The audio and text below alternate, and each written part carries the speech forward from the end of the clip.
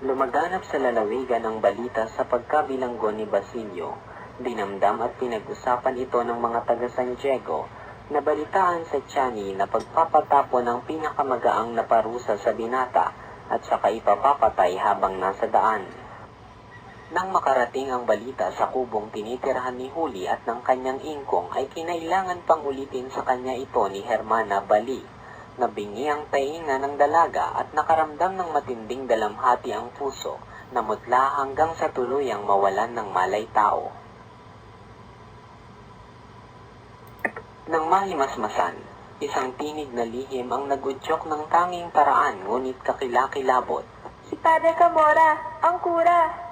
Napakagatlabi si Huli at malungkot na nagmuni-muni. Nang dakpin ang kanyang ingkong upang palitawin ang kanyang ama, si Padre Camora ang tumulong upang mapalaya ang matanda. Hindi lubos na nasiyahan ng praile sa matapat niyang pasasalamat, kundi humiling ito ng mga paghahandog. Mula noon ay iniwasan na niya ang praile. Nag-abuluyan ang mga dukhang kamag-anak ni Basilio upang mailigtas ang binata, ngunit hindi man lang nakatipon ng 30 piso, kaya umisip na lamang ng lalong mabuting paraan si Hermana Bali. Ipinayo niya ang pagsangguni sa kawanina para sa mahihirap. Sinunod ni Huli ang payo at pinatungo niya roon ang manang na may dalang isang salapi at ilang putol ng tindang na usana na huli ng kanyang ingkong. Ngunit walang nagawa ang kawani upang mapalaya si Basilio.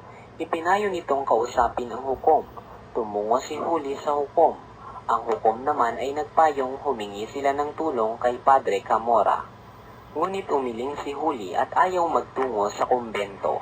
Batid ni Hermana Bali ang sanhi. Si Padre Camora ay kilalang malikot sa babae. Huwag kang matakot. Kasama mo ako. Hindi ba payo ni Tandang Basyo Makunat na dapat lamang na nagtutungo sa kumbento ang isang dalaga kahit hindi alam ng mga magulang upang mag-ulat sa kura kung ano ang nangyayari sa tahanan?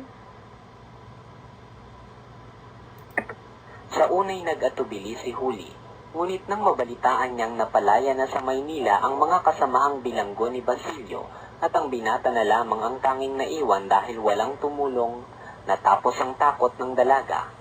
Pinamanhikan niyang samahan siya ni Hermana Bali sa kumbento, datapwat nang dumating sa pinto nito. Siya, bumalik na tayo kung ayaw mo.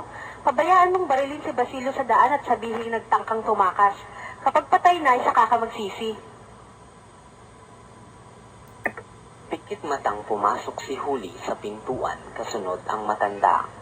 Pagsapit ng gabi, pinag-usapan ang nangyari ng hapong iyon.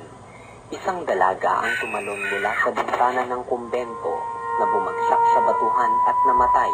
Kasunod noon ang paglabas ng isa pang babaeng parang baliw na sumisigaw at tumitili sa lansangan. Kinabukasan, si Tandang Seloy tuluyan ang nawala sa nayon, dala ang kanyang sibat sa pangangaso.